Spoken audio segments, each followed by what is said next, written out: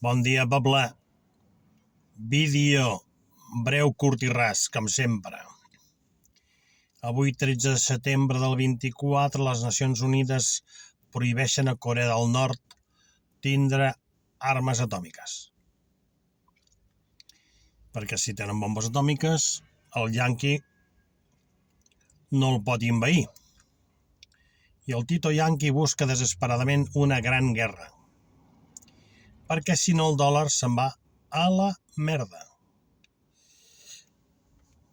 Mentre els americans han tirat bombes atòmiques al Japó i després també han anat tirant bales amb radioactivitat, a Iraq, a Síria, en fi, que no les tirin, que no les comencin a tirar a Rússia, Bé, els estaments internacionals estan tots dirigits, manipulats pel Tito Yanqui, el mafiós yanqui. Clar, com podem fer cas de les Nacions Unides, de la ONU, de la OMS, totes aquestes coses, si estan manipulats tots pel mateix? Tots.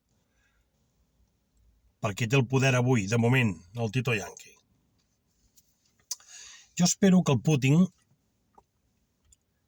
digui veritat, aquest tio no enganya, i dongui armes a tots els seus amics o els enemics d'Estats Units. Jo espero que Iran tingui la bomba atòmica i que Corea del Nord tingui la bomba atòmica. Així pararé els peus d'una vegada el Tito Yanqui, el mafiós yanqui, que fa 60-70 anys que ens està arruïnant els europeus, sobretot. Ja ho va fer a Amèrica del Sud.